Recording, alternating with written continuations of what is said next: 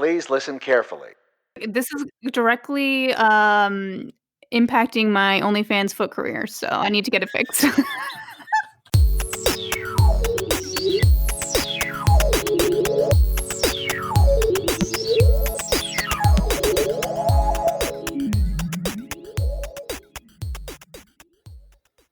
What's up, sisters? Welcome back to another episode of Everyone and Their Sister. I'm Christina. I'm Natasha. And I'm Stephanie. This week's episode, we have dedicated it to Best Couple. It is Valentine's Day on the day recording.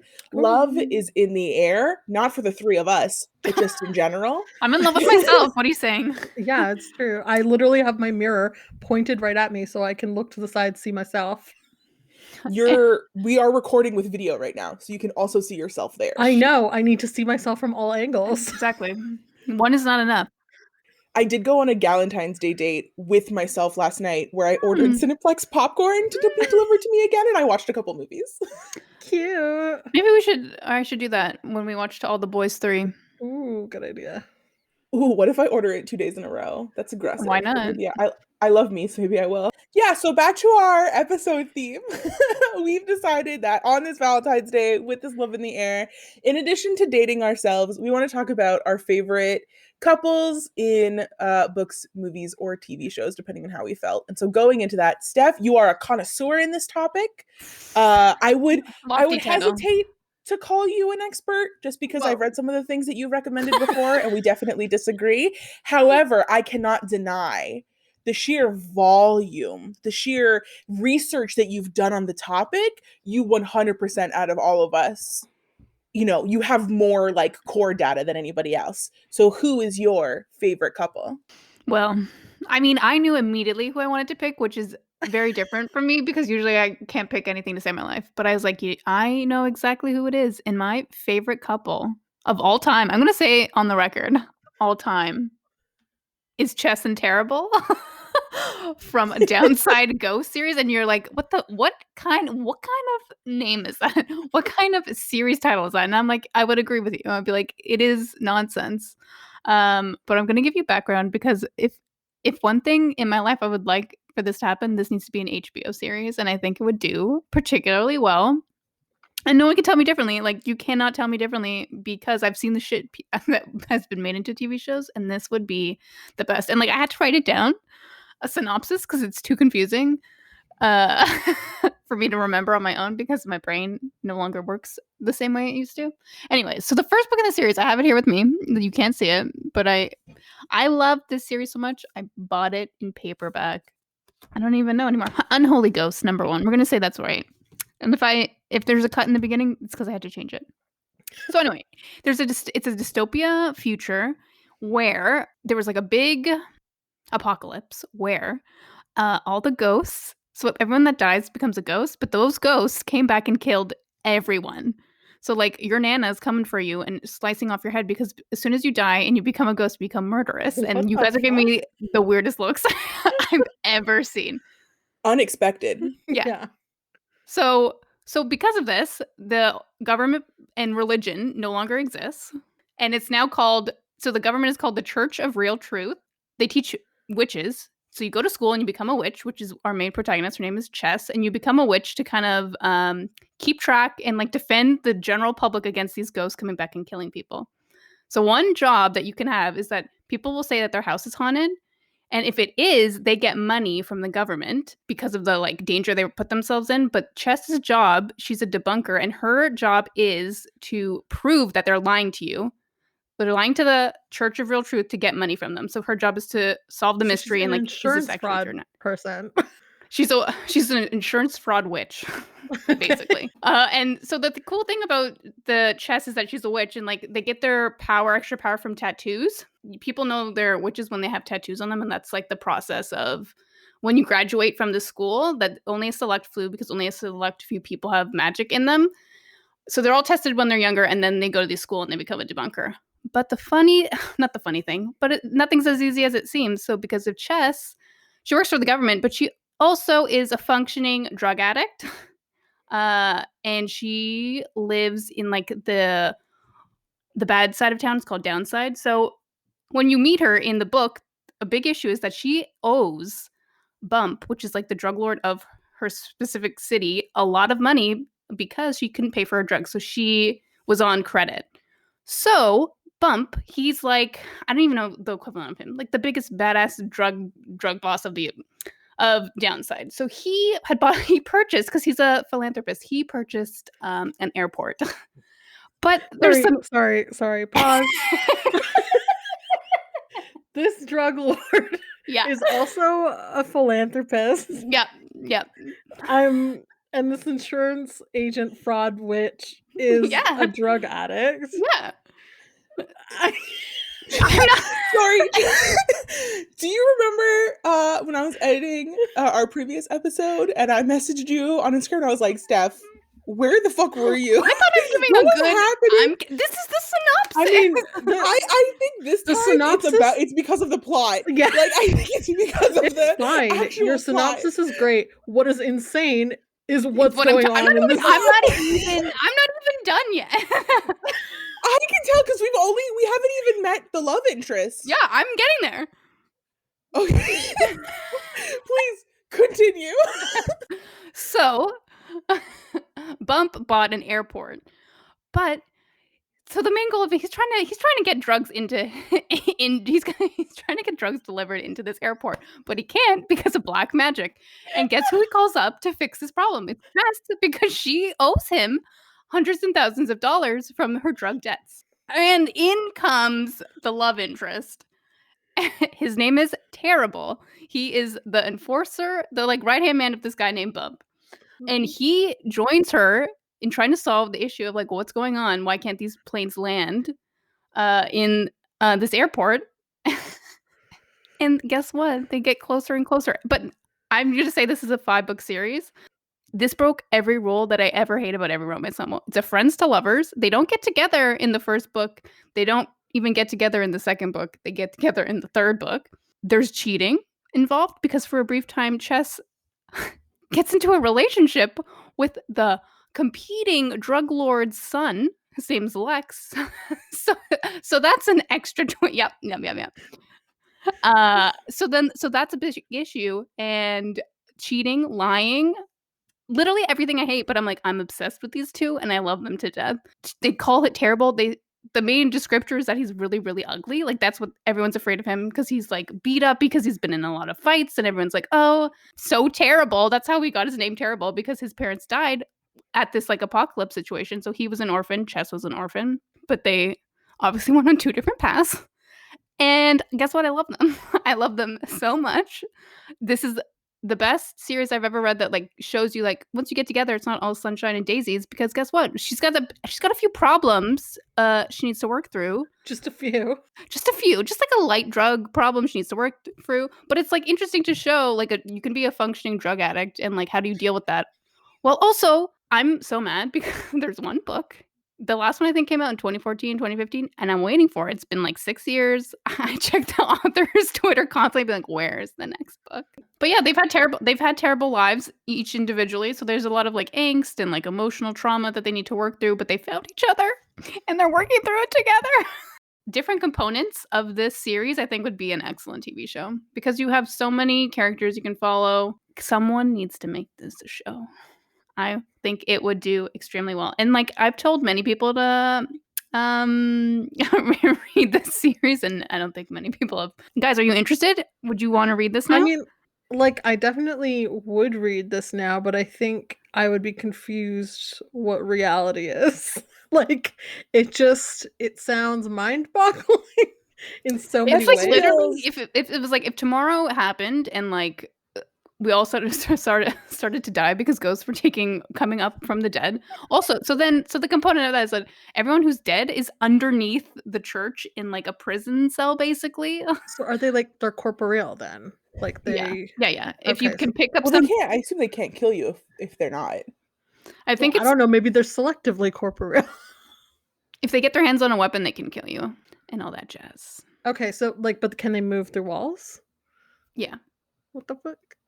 Listen, I don't make the rules. I like the thing I focus on. Dystopia. We're like, what are the laws of this? What is that? Because I mean, it was already bonkers that she's like an insurance agent witch.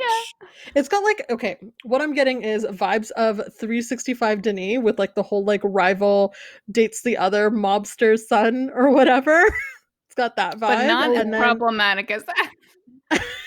but then it's got like the tattoo power vibe, which is very like shadow hunters. That's what I was Yeah, thinking yeah. of. Yeah. And then like the ghost She's thing sounds described like something else I've read too. So I'm just like, I'm a little confused here. The ghost thing is also like an episode of Doctor Who. visually, they've been described as looking like the protagonist looks like Betty Page, and then he looks like a greaser. Oh shit, what's that style called? Rockabilly. What So an like visually, interesting I'm look. interested. So and then everything kind of stopped after the ghost came. So like you don't have any new music, you don't really have any new cars, So what drugs which is is she interesting. addicted to? It's not anything we know. They're called Seps is her main one. Is it Jingle Jangle? Seps. I think to me it's probably like there's some that's like cocaine equivalent. I was hoping it had something to do with the ghosts or something. Like it's like an injection of ghost plasma. That's a storyline for later book. Okay. I am actually going to agree with you after hearing you talk about this that this is a TV show. Oh yeah, Like 100%. I don't know that I would read this, to be honest, but I like if this was on, I would watch this. I would be like, yeah, okay, why Yeah. not? I think it would be really interesting and people would be into it, but like no one's gonna want it because of Are this there cover. like does she like solve individual like crimes? So yeah, so she's or- basically a okay. detective. She's like a detective. So Okay. she gets a case that someone's claiming that their house is haunted, and then she goes in and she investigates. And if she proves that they were faking, she gets a bonus. But if she proves that they actually were true, the house gets the bonus, or like the house gets the payout from the government. That's the one difference that they would make. She would be a 100. They would make her a cop. It would be propaganda. We wouldn't be able to watch it. No, but she's not. She can't be. She can't be because she's a drug addict. False. Yeah, I was gonna say. I think that we know that's incorrect. What we know from TV. And also, so the people in Downside, because there's no education, they don't speak the way we like. The people who are educated speak like us, and then they have their own like vernacular that is said in the book. So Terrible speaks. I wish I could read something to you. Do with some eats chess. We ain't as away from my car as it seem. Like it's not English. So there's a whole other language you need to learn. It's so interesting. Oh, hold on, I'm gonna read you another I mean, sentence. this is What? It's this exactly. is the most Steph has ever talked about anything. I know. because I'm Normally, just for the obsessed. audience, normally when we record it, maybe you've noticed when We're you've 18 listened. minutes in. Steph's pieces don't normally take very long because Steph is normally bing bang bong, in and out. This is the thing, this is my thoughts. You can't say bing bang bong. I still have that song stuck in my head. But again, normally Steph is an in and out, 5 minutes, not a lot of foreplay. You know, she's just here to say what she's got to say. And then there's not even room sometimes for discussion because Steph is just like, here we are. And so we're done with like 7 minutes with Steph.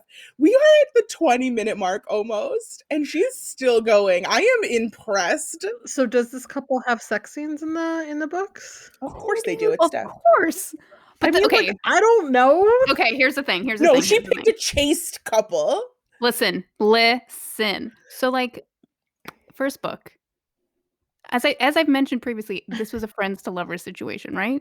It's a slow build. You know that Chess is into him and you know that Terrible's into her, but they're too afraid to talk about their feelings. But it's like chapter 5. She's a little high on drugs due to other reasons. So they meet up at this club, and guess what? They hook up. And you're like, oh my God, can't wait to see this in further detail as they go back to his place. But then she fucks it up. And then when he brings it up the next day, she says, I don't remember doing that. And you know he's devastated by that. But then it takes 2-3 books for that to get fixed. Oh, it's so good. It's so good. Books for that to be fixed. Well, I can't give you it all the way, but like they hook Say up. also it's hot. spoilers. I mean, it happens chapter 5, I want to say. Oh, and like guys, she passes books. Their love language is books. You He thinks he's interrupted not very yourself. smart. I know. I'm gonna have a great time editing Did my she own teach self. him to read? No, he knows how to read, but like they pass books back and forth, and he like really carefully reads them because he doesn't think he's as smart as her. But she's like doesn't believe that. Oh, it's so cute. Oh man, Justin terrible forever. And on that note, Nat, what is your favorite couple? I mean, this one was a little tough because I was like, I want to have potentially a same-sex couple for this, but guess what? I couldn't think of one that I enjoyed pure. Girl, I had such a similar problem because I really wanted to pick a queer couple. But then when you start putting layers on of like, they have to have, like, it has to be canon that their relationship Yeah. is good. Ideally, no one should die. You're left with like 4 possible options. And I was like, and I don't know that there's an option that I know of or that I personally have watched or read or whatever. So I was just like, I don't feel comfortable talking about this because I'm like, I don't want a sad couple either. Like, I refuse to put a sad couple into this. None of that. Second of all, I don't want to hear about Jim and Pam. I don't care about people trying to feed me this Jim and Pam love story because it's the most Ew, vanilla no. cracker couple I've ever heard of. I don't even have to watch more than a season of The Office to know, no, absolutely not. This is not it. And then I was like, okay, well, what's the first couple that I like truly stand, even as a child? And then I thought, okay, well, that's definitely like Max Sheffield and Fran, of course, because the Yes, snarkiest perfection. couple. So that's like my little honorable mention. But in my heart of hearts, the couple that I still think about, and I say this like it's been a long time since I've seen this couple on screen, but the couple I still think about the most, like constantly, like it's got to be like every month something happens to me and I'm like, gotta think about them for a little bit. It's Hot Priest and Fleabag. Wow. Were they Would we even count that as a couple though? They okay? Were they a I couple? count it. I count it. I'm gonna talk about it.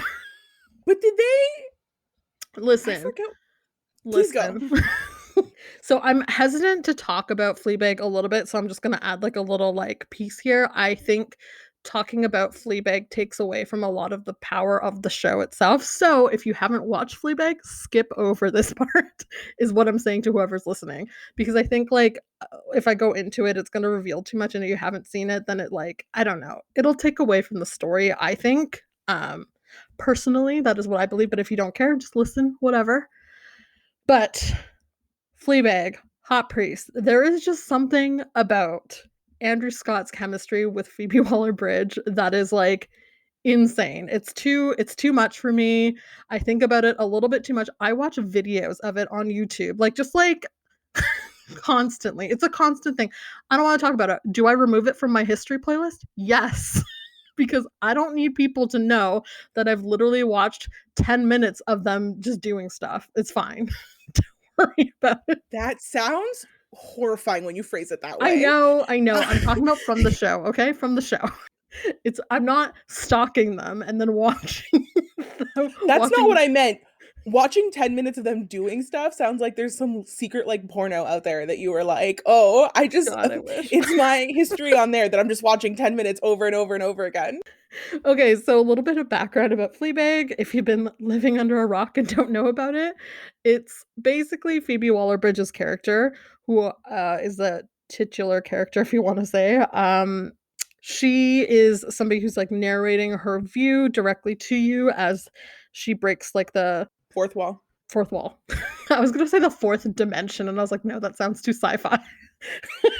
But she basically breaks that fourth wall and is narrating directly to you, and it's like pretty much about the mishaps in her life following the death of her best friend, who is also, I believe, like her co-cafe owner as well. And this is all taking place in London, right? Yes, yes. Basically, in the first season, it's all about Phoebe's relationships with her family and her like very hectic love life, which is like person after person, her failing business, all of that. It's all dark comedy. It's hilarious. It's so good. It's like dark comedy with like a feminist kick to your gut, is what I think of it as, because there's always like some sort of weird twist to it. And the whole concept is that this is the story of a terrible person, but is she a terrible person? Is kind of like the question that is throughout. Season 2 is where we see My favorite couple. I know people are questioning whether they're a couple. The thing is, you gotta enjoy a couple for as long as they're a couple for as much as you can. That is, listen, just because they don't, these are all spoilers, but just because they're not like a full realized couple by the end doesn't mean you can't experience the season like they are. Like they aren't. Like they aren't. Because, first of all, you meet the hot priest, played by Andrew Scott of BBC Sherlock's Moriarty fame. We all know, we've seen him. We've seen him in A Crown, basically. And this whole season, religious experience. And that's not like to say, oh, it's because he's a priest that it was no, it's because the whole season is about taking that cynicism that she has and then like breaking that down, sort of like paralleling religion, and then seeing, can a terrible person become good again? But the best part of this is the confessional scene. If you guys remember, no, you guys have blank looks. No, I know. I mean, vaguely, it's definitely been a while since I've watched, Wow. and I do remember. I'm just embracing what you're saying. The whole season is them like going back and forth. There's like a lot of like flirting here and there. I enjoyed it a lot. It's not like, it's not, I wouldn't say it's like a friends to lovers type of thing. It's more like, I don't know, flirty acquaintances, or like two people that are like, one kind of feels terrible, one thinks he's kind of terrible for his thoughts, and then it's just like a thing. Like the most like key scene, obviously the confessional scene, as I talked about. He pulls back that curtain, tells her to kneel, and you're like, okay, this is going to be like a sub dom situation. And then he's like, no, I'm going to kneel too. And you're like, what? What is happening? It's crazy. I loved it. It was like really passionate. There was like, I don't, there's something about their chemistry that like I have not seen on an on-screen couple ever for some reason. Like I just like, I don't get that from anybody. And I know like it's acting, but I was like, I'm convinced they are just like really like, I'm like, I know he's gay or whatever, but there's some other chemistry. Like their friendship is so strong that it's just like it seeps into their characters. I loved it. They're my favorite couple, even though you can only enjoy them for a very short time. Yeah, like this is what I can't remember. They never become a couple because they can't. I mean, like they can't, but he's also deciding. Like part of the season is him like trying to figure out what he actually wants. Does he value more his relationship with God or with her? And there's also this whole Mhm. question of whether loving another person is the right thing for either of them, because it's easy to love another person, but it's not that easy to love yourself, right? So they're like, there's that whole other dichotomy too, which like I enjoyed it playing out. But for a period of time, they do feel together without actually being together. You know what I mean? To take this to its like romantic conclusion, if you're going to go there, he either has to choose his like what he considers to be a life's calling or this woman. He can't have both. So that feels like it would be sad, but I do appreciate the like alternate kind of romance that they have, because that season is very interesting with the way that they play off each other. I also wouldn't really consider this sad because it's not like one of them dies or like there's like a permanent disconnect between the two of them. It's more like this part of their story can't continue. And I think that's fine. I think that I Mhm. don't think love is permanent forever for everyone as much as you want it to be, no matter what the couple is like. So I just think like for me it was fine that it was just like whatever. I don't know how much period of time this runs, like a month, 2 months, I don't know. Season. Well, I felt like when it ended, they both thought it was the best decision. Like we can't continue to do Yeah, this and so anymore. it's like in yeah, in that sense, it's a happy thing, and, like, it's also at that point that, Phoebe Waller-Bridge reveals that when she's, like, breaking the fourth wall and the hot priest is there's that scene where the hot priest is looking at the What are camera you like, looking "What is at? she looking at? What is she looking at?" And he doesn't see us, but he definitely sees her, and there's that moment where she realizes she's using the viewer as a crutch, and in a way, by the end when they're both like leaving each other, there's this moment where you realize that she's going to let go of us, which is hence why the series ended. But it's also like a self-realization, hence why it's a religious experience, because like she's giving up this like weird crutch that she was using. She's like getting rid of that cynicism that she can't be a better person. It's like there's like a whole thing to it, and I think part of that is she had to go through that relationship with him for her to get there part of the way, to realize that, oh, this person sees me, maybe I should see me too. But yeah, like I was like really surprised that this is like the couple that I kept thinking about. I don't know why. They're just like the couple I think about all the time, and I don't like in different, not just because I'm like that's in the spank bank. No. It's also But like it clearly is for partially. you. Yeah, like, like Listen, I it will was tell like you, that's it was burned into my brain. Like, and I was like, that's excellent. I don't watch a lot of TV where I'm like, that's hot. You know what I mean? Like I'm not watching like a movie like 50 Shades of Grey thinking like, that's fun. like and yet you've and rewatched it multiple times. not for that reason though. I'm not watching for the sex. What are you watching it I'm not for? like sitting there like, that's hot. Because it's hilarious. It's hilarious. Just wanna It's so check. bad, it's good.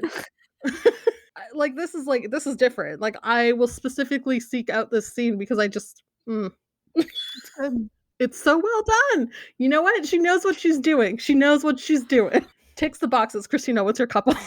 She's getting too hot and bothered. Just going back to that, She needs to take a sip of water. She needs to fan herself a bit. she just pulled out her water bottle and she's now muted herself. So like we know what's happening over there. To go back to that super quickly, I even after watching that, I really like on a personal level do not consider them a romantic couple, but I like this read of them a lot. I think it's really good, and I think this is a very interesting choice for this episode and this theme. So like, Thank you for kudos on approving your that. choice. You know, every so often, I know that I rag on you a lot, so I feel like I gotta come in every so often and give the approval and be like, you know what, good one this time. And then going to mine, so I had, as you were talking about your like thought process, I had the same fucking problem because I did not want to pick a straight white couple, but I also put a lot of like filters on myself of like, okay, I want them to genuinely be a good couple on screen or on the pages, because especially if you're somebody that's like super into fandom or anything like that, it's very easy for couples to become what they are in fan fiction or in fanon, and like that's the read of them. So I didn't want something like that. But when you try to narrow it down to queer couples that don't have just white people, you have no fucking options. And like at this point, I've talked about Shadowhunters so much, I can't pick Magnus and Alec again. I also don't know that I would. I thought you were gonna do that. It was on my list of possible couples. They're on there, but I can't talk about them again. I mean, I will yell at Steph. I will yell at Steph and Nat individually about this, but to do another episode on it, that's not. We don't need to go there. I'm sure they'll come up again at some other point. So I have two possible options here, and I think what I want to do is, hands down, when I look at like, if I remove the filters of like not wanting it to be straight or white, the like best TV couple I find that is like the healthiest relationship, people who genuinely like each other and love each other, it's Leslie and Ben from Parks and Rec. But I don't think we need to talk about that at all, because who doesn't know? You know, if you haven't watched Parks and Rec, I recommend it. Their romance is what took the show from being like the first season's all right, the second season is good. Them make that show excellent because they have a genuinely healthy and good relationship. So I feel like there's actually not a lot to talk about there, aside from talking about how I really appreciate that they love each other and like each other. However, I've decided I'm going to go controversial.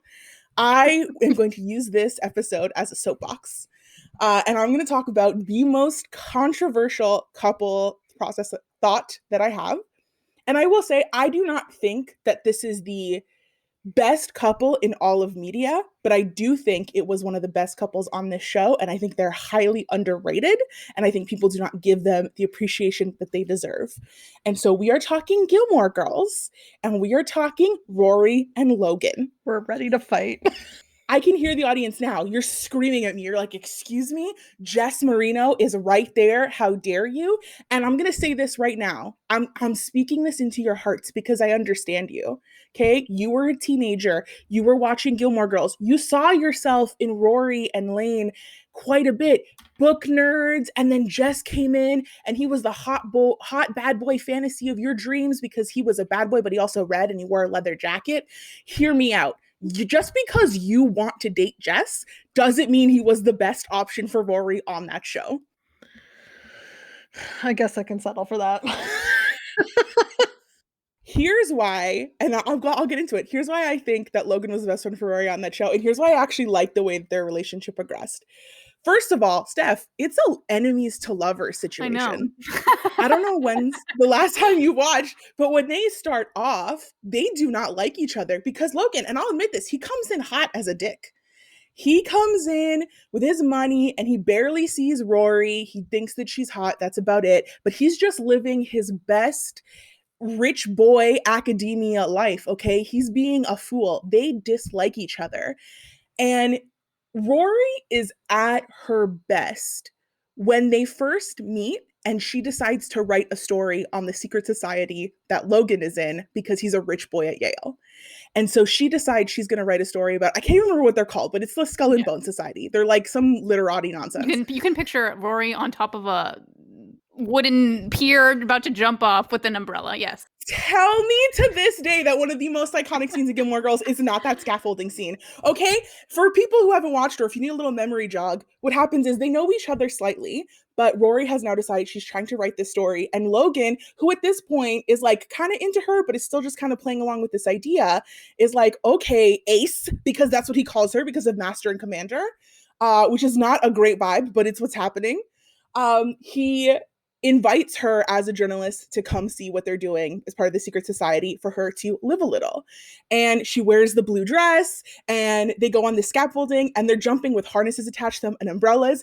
And in that moment where she looks at him and she says, "You jump, I jump, Jack," that was the moment that their relationship sparked. Okay? There was a romance in You're the not air. wrong. You're relaying this. I'm like, From the very beginning, what I like about this is this to me is the first time that Rory is in a situation where she is stepping outside of her comfort zone and finding joy in that. Because up until then, Rory is again, she's a very like archetypal character. She's very nerdy, she's very introverted, but she's determined and not like prudish is not the right word, but she doesn't go on adventures. She doesn't try a lot of exciting stuff despite who her mother is. And I think this is the first time you see a side of Rory where she is embracing that, like, doing just something interesting and fun and a little bit dangerous. And she clearly likes that part of herself. As time goes on, particularly in her relationship with him, she dives into that piece of her more. And is it always the right call? Does she make mistakes doing that? Yes, 100% she does. They steal a fucking boat. But I always felt that as they grew in their relationship together, Logan gave Rory space to make mistakes without judging her for them. He would just like kind of constantly supported her, whether he felt she was making a good decision or a bad decision, versus I think everyone else in her life who really puts her up on a pedestal and really expects the best from her and is so disappointed when she doesn't do anything that fits their idea of her. I think she was the most herself and she got to be the most Rory when she was with Logan because he didn't have that view of her. He saw her as someone very similar to him, just like who has certain kinds of opportunities. They're both very privileged people. Like that is a real thing, even if he's more privileged than she is.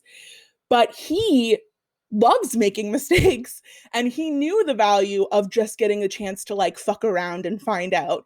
And so he gives her the space to do that. And I think she grows the most in her relationship with him. They learn the most about each other. Are there parts of their relationship that are fraught? The time that they're like not quite serious yet. So his sister gets married and he sleeps with a bunch of bridesmaids and she's like, "Oh, I thought we were more serious than that." And they have their little fight. All those things happen. But what cements this couple for me as the couple of all time, the thing that I always come back to, and I probably talked about this in an episode before because I hate myself, it's one of the most romantic things I've ever seen on TV, and it just says so much more about me than it does about anything else. But I love quiet moments of romance, just the little things that say I love you without people having to have like a big I love you scene. And there's this later on in the season or in the show, Logan is going to London for a job. And so they're going to be separated for some time. At this point, they've been living together. They've been together for quite some time. Logan is the most serious and long lasting relationship she's ever been in. Thank you very much. And as he's leaving, he left her a gift. And so the day he leaves, he calls her and he's like, "Hey, there's a present for you." And she opens it up as she's talking to him, and it's a rocket ship. It's like a model rocket ship. And she's like, I don't understand what the fuck this man has given me. And while they're on the phone, he's like, do you understand? Do you get it? And she's Rory, so she says yes, but she doesn't. And so the episode is her trying to figure out what the fuck this rocket ship means. And she has this scene near the end of the episode where she runs to her mom's room at the middle of the night because mom doesn't approve of their relationship. It's a whole thing. And she like realizes what the rocket ship means, and she's explaining it to her, and she goes on this whole rant about like how she investigated the rocket ship. It's honestly the best journalism we've seen from Rory throughout the entire show, is her trying to figure out what the rocket ship means. And she's explaining to her that someone on a forum told her that the model rocket ship looks like the rocket ship from this episode of The Twilight Zone. And she talks about remembering how one night her and Logan were just sitting at home watching TV, and they watched this episode of The Twilight Zone where this man was being shooed off into space for like 90 years in stasis so he would never age as part of an experiment. And the night before he goes off into space, he meets this woman and they fall in love. But he's about to go be in space for however many years, and he's going to come back young, and she will have to move on with her life. So he is so enamored and so in love with her after they meet that when he goes into space, he turns off his like state, like he doesn't go into stasis, and he slowly ages in space so that when he comes back down to Earth, they can be the same age and they can start like he can just like try to find her again because he doesn't want to come back and live a whole life if he doesn't have her in it. But the woman who thought that he was going into space in stasis decides to put herself in stasis and not age for 20 years back on Earth so that when he comes down, they can be young and they can have a life together. And Rory says, while we were watching that episode, Logan turned to her and said, "That's true love." And that's why he gave her the rocket, okay? Because he was saying that what they had together was true love. And I need you to understand that in a couple that like traveled the world together and does crazy, stupid rich people shit and steal boats together, that moment where like the way that he told her he loved her more than anything else in the world was with that stupid fucking rocket because they had a night watching TV together and that's how much he loves her. That to this day speaks to me. I am as affected by that as I was when I was 16 and I was watching it. I refuse for you to tell me that Jess Marino is better for her than Logan when they had true love, okay? So no. That's my favorite. I have a question for you. When Logan's father tells Rory, you don't have what it takes to be a journalist, and she literally fucks off for a year. Yeah. What, like, how was Logan helping her in that situation? Were they still together? They were still together. Logan supported her in that time by letting her make her own choices. Like, does the choices that Rory makes at time good? But I also think, like, no, they weren't. But I also think we think of Rory as being a better person than she is. Like, this is another thing. Both of them are not great people. And Rory in particular, when you look at what the choices she makes, she really likes being super rich. She likes what comes along with that. She is more invested in that life than her mother wants or than we as the viewer wants. But she is a part of that. And she likes that part of Logan as well. They both like that part that gives them a lot of freedom and a lot of privilege. So to have someone, I think, in her life that told her, you don't have to be perfect. You can take a year off school. You don't have to live the life that you have prescribed for yourself your entire life, that your mom also wants for you because she thinks it's a better life than the one that she had. Like, don't get me wrong. I don't think he was perfect. He gave her that Birkin bag, which I think really showed that he also had a lot of learning and growing to do. He didn't know her very well. He's still really used to the kind of girls that like he knew and he grew up around where that Birkin bag means a lot, but for her doesn't really mean very much. Like those are still things, but he gave her space and he didn't lecture her. I think as a friend, Jess was great because he also helped her. He multiple times has helped her snapped out of funks that she was in. And your friend should be able to do that for you 100%. But it's also fair to have people that are there to snap you out of things and people that are there to just support you. And who is Logan to tell anybody, oh no, you should stay in school? The man, I think it like is like 2 years older than her and he just keeps taking years off for whatever reason. Like he did exactly what I think he needed to. And I think that year was important for Rory because she got a break from who she thinks she's supposed to be. And ultimately came back around to say like, you know what, this is what I wanted. I tried something else. It wasn't for me. And I think that she needed that. This is all ignoring A Year in the I Life. was gonna say, what's if the But ending was that this is spoiler territory, everyone. If the ending was supposed to be that she gets pregnant by Logan and they break up, do you think that they would eventually get back together? so here's where some of this comes into play, because the creator of the show, Amy Sherman Palladino, I don't think she wants them to be together No. forever.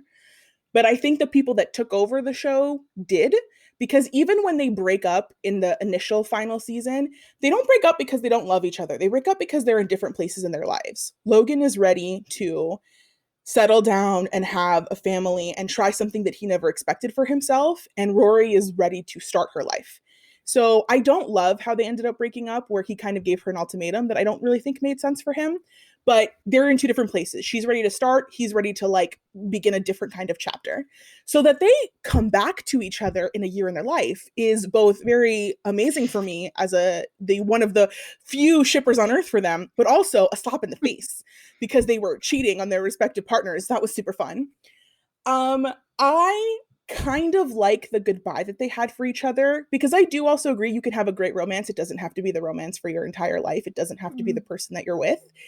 But if they end up having a kid, I would have loved a version where they show that he is not Chris. Like, she Yeah. is not her mother and she is not living her mother's life.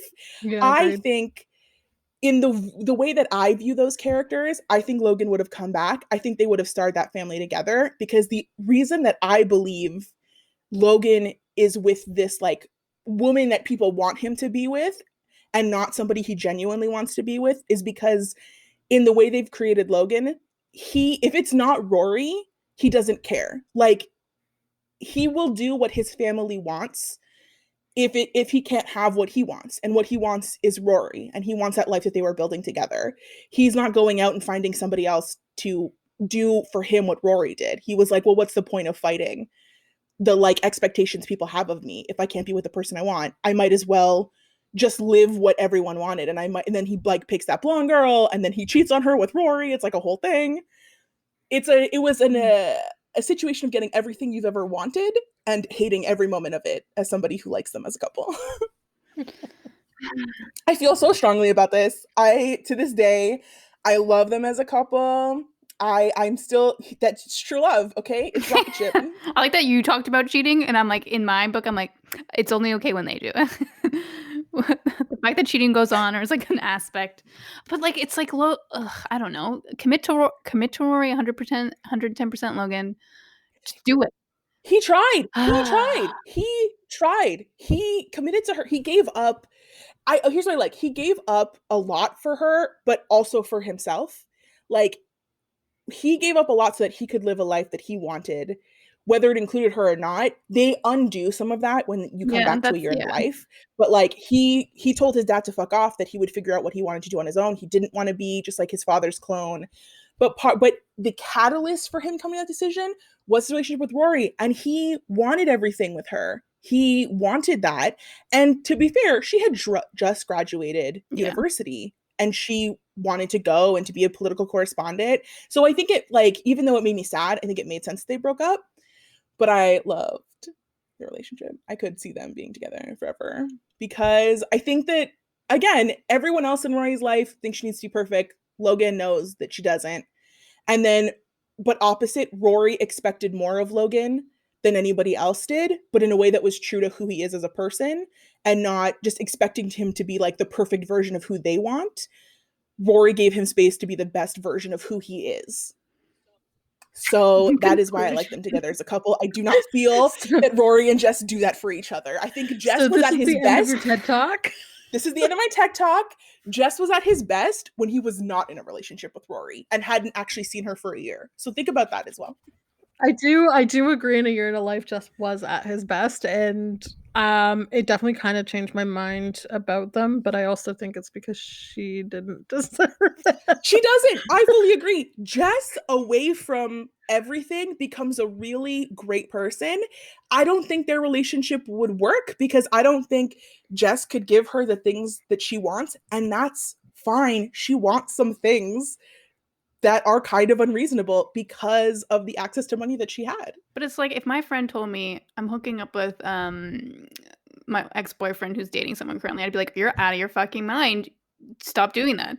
Oh, 100%. That whole shit where like he's engaged and she's dating that guy she can't remember. I hated everything about that. But the scenes that they have together, I love. The banter is excellent. This is what I But like too. also, They become lovers, but they don't lose the banter that they had when they were enemies.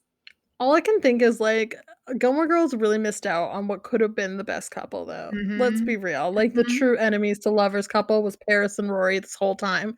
That could have been the best couple of the series. They could have, but they didn't. They were So weak. we're not going for it. We're going with Rory and Logan. Also, honestly, Paris deserves better. She does That's deserve true better. too. Well, it's like Rory is not a good person. if they like redid this now, like first episode's coming out this year, and they weren't cowards, I really would be interested to be like, what would they change? What would it be now? I Yeah.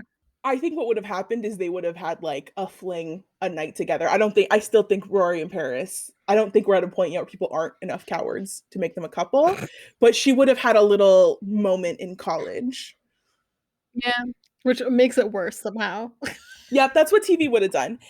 Alternatively, also, here's why too. Get your money, girl. Absolutely. The man is rich as fuck. Yeah, I want to date someone in university who can pay off my student loans with the money in his couch. Let's do this.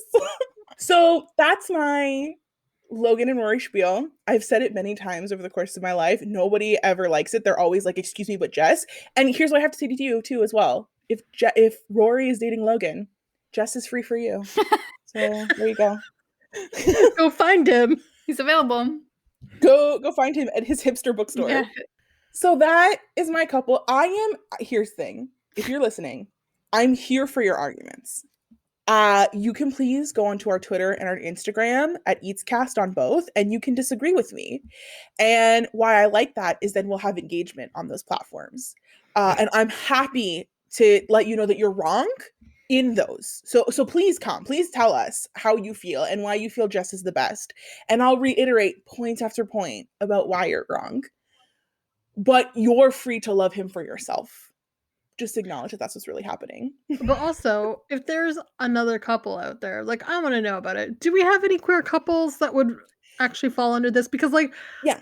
I couldn't think of, like, the only other one I could think of was, like, the couple from Blue is the Warmest Color, but that's a sad couple. So it's The like, problem give was there me were so something many happy. sads. Yeah, there were so many ones where I was like, but somebody dies, or like they don't end up together, or they're so minor background that it was like I'm Yeah. putting all of my idea of this couple on, I'm projecting onto them. I have to say one possible option that came up, the couple in the Lovebirds with Issa Rae. I I liked thought their about them. relationship quite a bit. I liked their I thought relationship about quite a them bit. too, but I was like, we did a whole episode. Should I even mention them? And then I was like, but I did think about them. You could have mentioned them. We never released that I episode. know, but we never know. We may release that episode. It's like, who knows? It could be the lost episode release. Okay, you know what's very, again, this is another problem with like a lot of like women queer couples. One of the ones I could think of was from Atypical, where there's some interesting things in that storyline, but they created this like lovable guy character that was dating this girl. He's genuinely like the nicest character in the world, and then they have her cheat on him with this girl as she discovers parts of herself that are like either bi or gay. And it's like, this could have been a nice storyline, but you kind of ruined it with the air, like what you put around it. And that's like another very common thing with queer couples. So it was hard to find Sex some, Education, but I watch forgot. Shadowhunters. The alien gal. Mm, that one is I mean, that one they're is still nice. fresh. That one's not We bad. haven't gotten Even in then, depth yet with them. they're also, as far as them being in a couple, they're Yeah. like, it's one episode Yeah. out of 2 seasons. So this was another problem. So we ended up with a lot of like whiteness, but here we are. And that is that for that episode. Please share your best couples with us on our Instagram and Twitter, but more likely, please tell me how mad you are about me saying Logan and Rory are the best couple of Gilmore Girls and being 100% correct. Thank you very much for listening. Once again, my pick was Logan and Rory from Gilmore Girls. My pick was Fleabag and Hot Priest from Fleabag. And mine is Chess and Terrible from the Downside Go series by Stacey Kane. Go read it immediately. Somebody should read that for Steph because it has been the whole time that we've known each other. Like one of the second things Steph said to me was, please read this book. And I still haven't. So somebody should really read that for her. Let us know what you thought about it again on our Instagram or our Twitter at EatsCast. She won't see it, but what will happen is myself or Nat will see it and we'll relay the information to Steph. And then maybe she'll decide to finally go on our Twitter and fucking respond to somebody. Listen, I'll come out of my archive, out of my dungeon black hole for this, okay? If someone ats me and be like, "Oh my god, I love Chestnut Terrible," I'll be like, yeah, sames. I will tweet. That's my promise to listeners. Thanks so much for listening, guys. That's everything from us. We'll see you in the next one. Bye. Bye. Music credit goes to artist Pluribel for the song Wallflower and Jazz Har for the song Please Listen Carefully. I thought he was cute when I was younger. After seeing him in This Is Us with the mustache, I don't find him attractive anymore.